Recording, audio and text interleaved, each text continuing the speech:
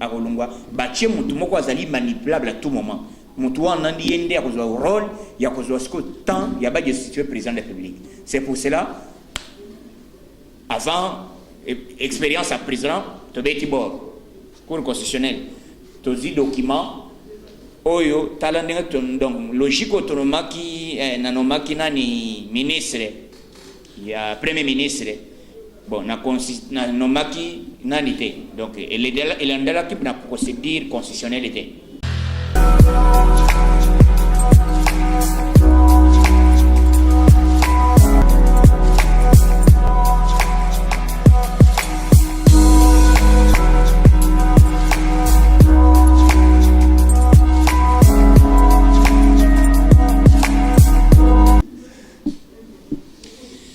Ok, bonjour à tout le monde.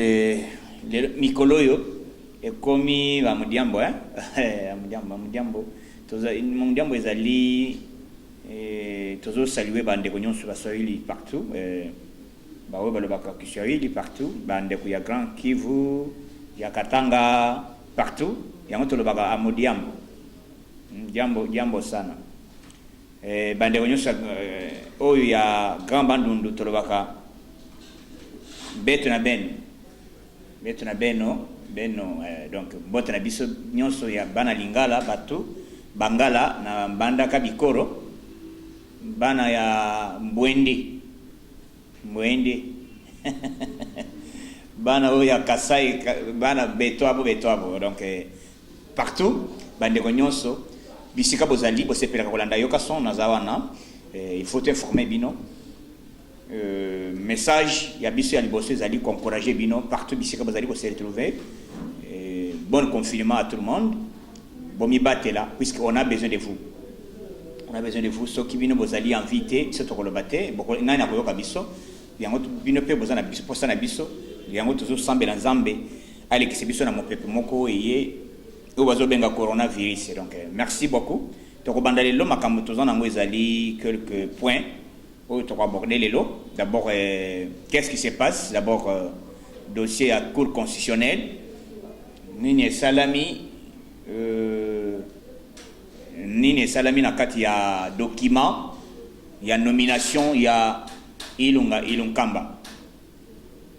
Nini procédure les alaki ndenge nini? Wana ezali matière politique. Bokoyeba yango. Toko betre arrivé ya bandeko bazalaki bakangami na niveau Afrique du Sud. C'était hier bakomaki déjà bazongi tokobeta lisolo ya bandeko bazali biloko o banger oyo elungu ekomi déjà wa monsieur za na kananga pona kokende kosala bilanga faci béton donc masekite banger ekoti andenga liboma bilanga désordre lokola maweja Dunes azo sala kuna na moni bila azali asali 300 tonnes ya maïs ko de chapeau na mbujima indenga sali ke bana mbujima ibazo na 300 tonnes ya maïs na minito donc na kobeta disolo wana avant na beta yango nazo yebisa bino omoni na état de droit eloko nyonso ba permettre yango te eli salama lokola ba bêtise o ezo salama na ba bande comme susu lokola Molière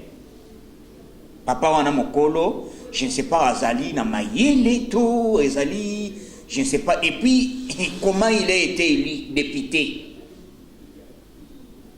par qui? C'est ce qui est étonnant qu'on se demande qui banane ba vota qui monsieur les Malemba mais ceux qui au moni malade des autres monde entier. Mais monsieur Lembalembe azo kota na basité azo pe ces formations na chaîne na ye azo le baté malade des athées. Heureusement ministre ya nani ya santé était Ilongondo va préparer déjà plainte il faut pas kanga le monsieur là na yebité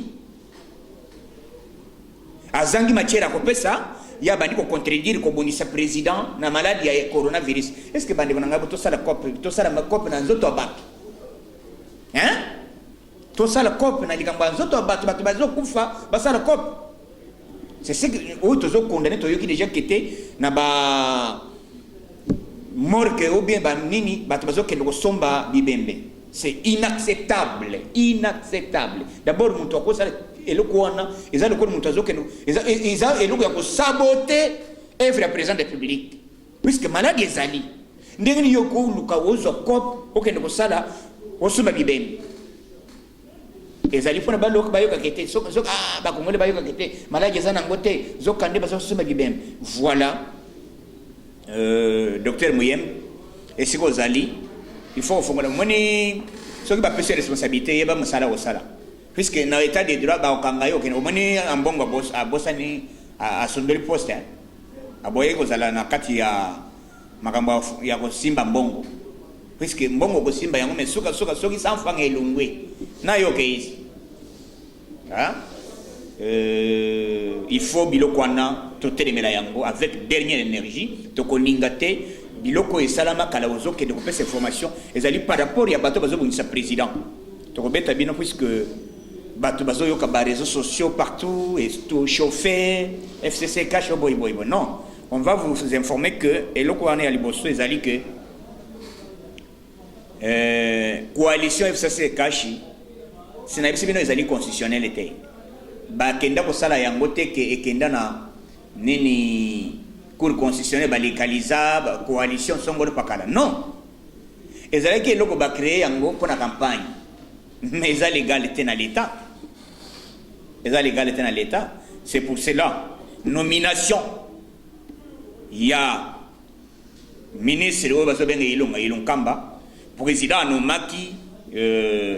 informateur pour acquérir de constituer majorité parlementaire. C'est ça la voie légale. Voie légale Yangwana. Donc il fallait président acquérir la procédure.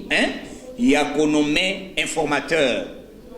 Après informateur et ndé ko kende na kati assemblée atali kete composition oyo composante oyo ndé ali na ndé za la majorité dans l'Assemblée nationale, c'est ça.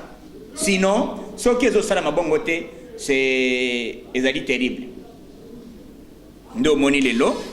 oyo ki déjà cour constitutionnelle a lobby na minute que ba reconnaître omoni na politique tant bino bokene trop pressé pétué donc ozokene mbangu nene kulu banane bon na position tozali je vous informe na position tozali tozokende na gouvernement ya sika position tozana ngo yango donc bon comprendre tozokene na position ya ko créer borasika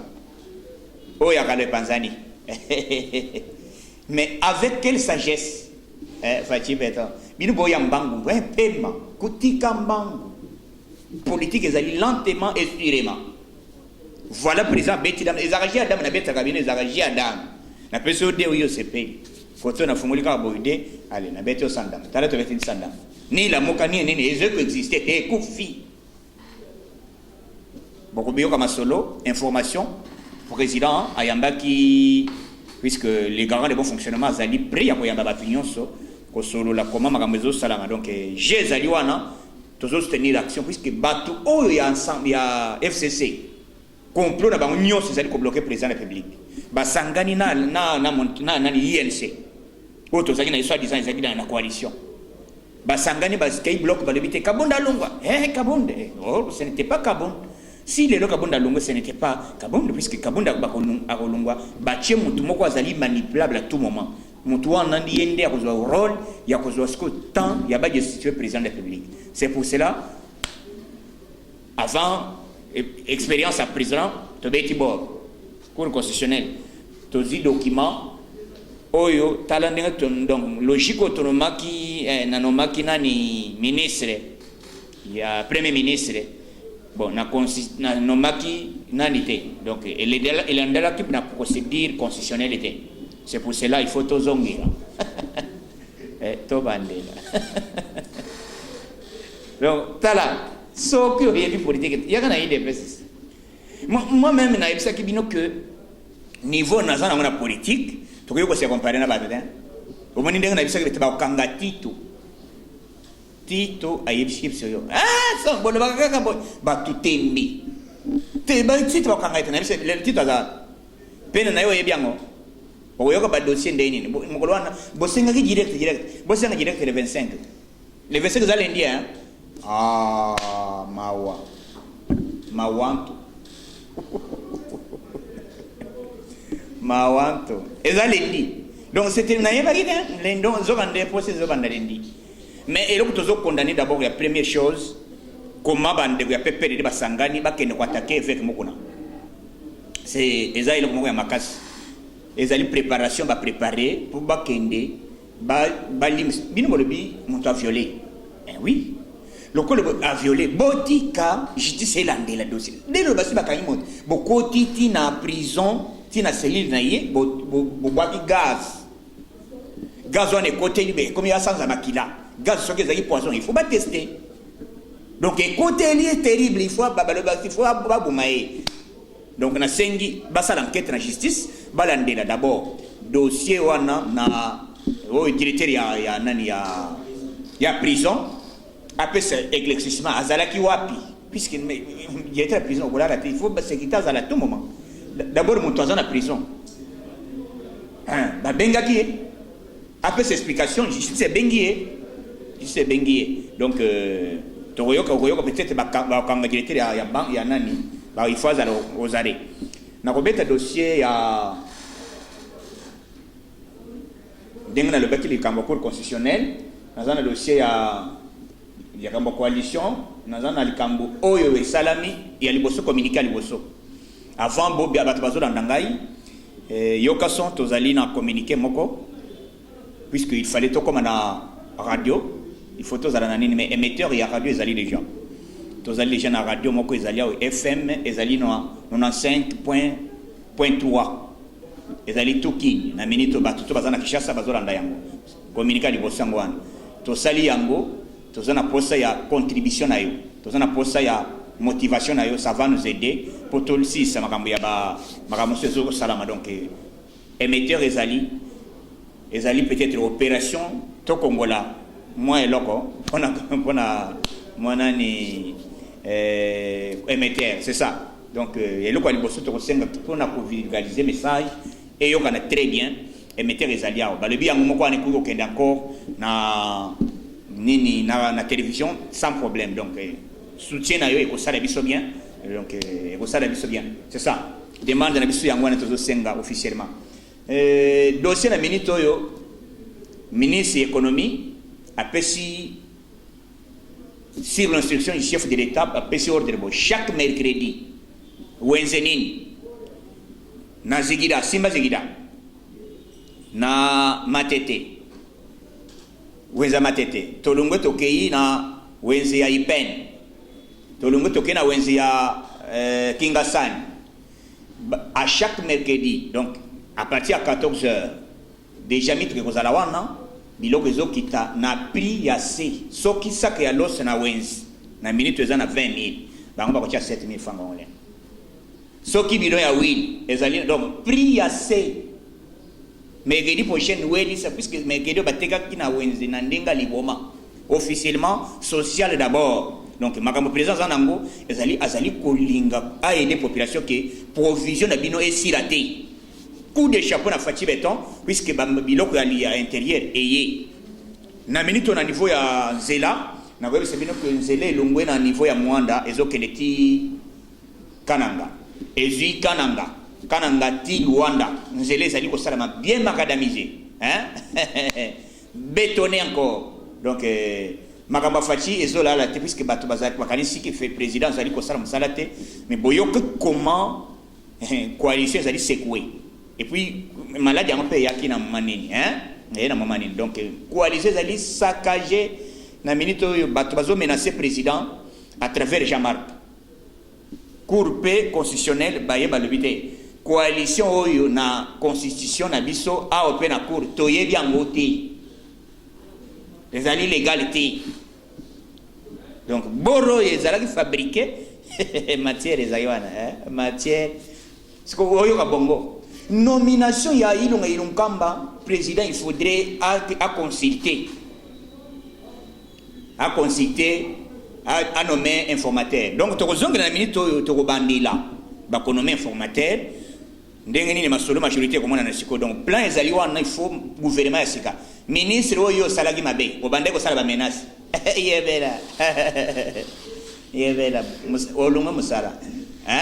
olongwe okoyana liste na mboka nani parce que yenda zo signer omoni mbanga trop wali tengai ministre bore to bandeli to compter à zéro to bandeli donc bokanisa ki bozo sakana puisque dossier la minute oyo dossier Jean-Jacques Mamba akei ko funda asa kosi na liste qui était tozana batutel 3 députés balobi signature na biso ekoti kuna ndenge nini sans nous consulter mais asali yango na volonté nani usage des faux ou a utilisé donc na minute bafundiye na cour de cassation donc Jean-Jacques Mamba a kendo samba bakosala yo mukamate po ela kisabato bazokende kola ba bêtise kete na yo musa zolo basoki safu ya o ya ngayo yo soki ya bololo azokende kola bateko kabunda zolo bon so kabunda bandungwe lelo là je vous informe binoto bopanzani tout musale sili to bengani binomba bosi boyoka moto volcan to ozongi sa biloko ya biso ya moto o ya lelo bibeba to ko sala musala kwa omoni bokendaki d'abord bokomisiko non les ligues des jeunes de quoi nous demandons la libération immédiate biloko bino bozali ko sala mais boyebi magie ce qui a ri magie azalaki cité na dossier ya enlèvement ya monsieur Ibrahim tango akene po enlever faut ba bomaes et puis ndeko bazokende na direction ni kingakate heureusement du courage as abimi alobi ndeko bazobumangai yakaboy bato bayiko sauver ezali bawewa bato bayiko sauver ezali bawewa donc makambo ya mboka bomoni comment les problèmes ezali ko résoudre comment pour que ça zo linga abunda likambo ya économie makambo ezali bouger si plan économique monde entier ezali bouger les problèmes il y a le battre dollar est comme na 20 est comme na 20 papa dollar est mati bien sûr mais problème ni les autres ça puisque dollar na minute ezali na circulation zo mona na terre même Washington bazolé c'est pour cela dollar ils ont mona na terre ndo moni balek mais na minute biso tozo sala makambo il faut aller tout bato nyonso ça na franc congolais pour ceux qui te monnaie c'est dollar comment dollar zo mata puisque ezali moké na terrain et autres c'est ce que tu exploiter minerai pour toi ça ce qu'on a bas dollar et bien pour toi si tu faire chiter franc congolais et ça en assez donc makambo ezali ko salama ezali de manière politique et puis makambo to yebiango Baktin batuni ministre de la défense question orale yebisa biso insécurité na Katanga ezo sala mandenge si la katende ngini bazana complicité ya makasi ya on azolo ba que monsieur Enoka président Moutouana a vu des gens bon naïe a vu passion naïe mais il refuse ya kotika boulot azolo ba kete jusqu'à la nani ya lungu bula salate c'est pour ça le président il faut faire instruction Enoka za rosari Enoka ezana ni ezali général roya nani ya force aérienne azolo ba kolongwate il faut bakangaye puisque ba passion bongo ozoboye ko lumade na bo azoboye mutu adio na ye abanda musala il refuse même ya ko signer donc président tozana makamoko tozolandela il faut bato yo tozana commission moko ya suivi ya bato donc biso yo kason tozawana pona kolandela makambo tu ya président de la République oyo zo kana secrétaire tozaki kolala biso tostola makakala na yoki déjà Martin Fayulu kangami na niveau ya nani na États-Unis les 30 visa les aussi là azina no moyen té bon j'ai appris que il faut bazoler la propre président à titre délégué président boya gade azapo na batunyon voilà un président ou azana motema bolingo sauf tozo créer ma bol mo kasika wana to ko bango officiellement té mais zalab branché koyo kaso mama na son gouvernement sika gouvernement o ya kala ekei mais to beti yango d'une manière politique constitution d'abord assemblée et panzanité Sénat et panzanité mais gouvernement moko ya sika oko tala baya tiluka beaucoup de chapeaux puisque azana 100 quelques de députés soki to jusqu'au na ya bisona nani oyo nyata borto tous les cas Borézandé wana donc plan ils allaient bongo donc soyons patients bato bazaya kimba on peut bloquer président bon bimisiko na poisson comme dossier à procès il y a Vital Kamerhe ça lundi bato na dossier puisque liberté provisoire 5e fois on a rejeté bakotika moto azali na muibité batika yi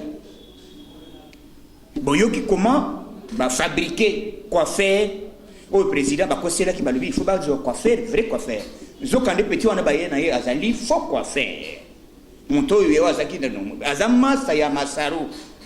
qui est Masaru le big etenga na komi masa président puisque na sumi pekare o facha tamba kana na mbongo nini John Tumba imilité longwaki déjà bazokanga ye pona nini mutu oyo ba pese kimbongo wake ngotonga zela ya kananga ti chikap chikap ti kananga ekene ti Lubumbashi bon nyonso toujours nani membre ya INC donc pouvoir reso ki bisto tala zamba ya Kongo ayebaki puisque bino boyaki pressé président ça le côté mi facha le bité ça c'est mon camarade zokanda evite pété na lar suka bazotala bolobeni non aza collègue nangai azali ami mais zokande président azali ki okura ya makambo nyonso alingaga se dévoiler toti que la justice akusala musala na ye justice ezala indépendant justice ezala télécommandé tena moto songolo pakala lokolo ezala ki kosala à l'époque lokolo bino bozoli ko impliquer président dossier ya mokuna non bakene na dossier mokuna batale mokuna eloko ni nasali eloko ni nazali impliqué soki ezaya solo soki bakokona ne président akobima kona grâce présidentielle mais il n'a comme garant de bon fonctionnement et commandant suprême pour le moment président qui kokota dossier mon côté botika ko impliquer dossier ni de loin ni de près na place wana donc tous à la kimia biso tout aux ali brancher na makambo ezoli le kanamboka na biso bomoni comment niveau politique ndenge komi bomoni comment masolo ezoleka Congo komi na niveau nini ya justice et matindelo bato bazali kokanisa kete tozola muka bino bozo nsi yokasan botiki kaka mboka boite ne tam biso tozo yebse bino ke politique ezali lokole biso expérience na biso ezali omoni na politique tout peut arriver à tout moment oko salaire okofi sans que o sala objectif na yo oko bisa yango donc biso fachi IDPS tozo une expérience wana to mona comment musée akaleka balmo musée to mona yango tomona comment Mobutu apakata ebemena yake ndako kende kutula na nani na Maroc tomona comment nini lelo Joseph Kabila azali moni eloko tozo condamner na yebisi bino lelo à partir de na répétant les choses Olive Lembe ozali na fonction officielle te oyo ko kende kolobela makambo ya okende ko aider militaire na camp militaire jamais domaine wana domaine militaire et ça domaine ya république Yozo kende kuna ozali ancien ceux qui première dame non tant yo zalaka bozaka na pouvoir au bande ko kabela ba soda balaboni rien du tout c'est pour cela te mettre mise en garde ne faut pas encore répéter cette histoire président ne faut pas kotika zela na place nini ne faut pas kotika to boyango to lingi yango te ezali biloko moko zo sala ba influence pour kende ko sala nini donc to lingi biloko anate. Merci beaucoup. Na ba congolais nyonso zamba batela bino monde entier bolandaka yokason toza ensemble na sengi na ba aide na bino poto sunga ba we bazolinga peut-être ko sunga likamuna ngai ya émetteur poto komana radio wana ezali déjà wa izo beta donc ezali te que ça donc oyo ko senga peut-être rozana moko contribution na yo olingi ko sunga yokason pona iliko puisque eza ko engager batebele ce que toza na radio déjà izo beta fréquence na numéro na ya téléphone ezali plus 243 97 047 45 58 plus 243 97 047 45 58 les animés les radio yo et ko kende matadi et ko kende emeté ko ko alimenter même télévision même radio donc les aliawa mokono nango apesi so confiance mais azo senga eloko na ye donc contribution na ye ko sunga ngai et ko sunga population o eza sibana biso et ko sunga mkonzi mboka pour que activité na biso eyokana ka monde entier partout bisika bozali branché na masolo donc na sengi bino partout zamba battre bino apesi bino fox on est ensemble que Dieu vous bénisse bye bye.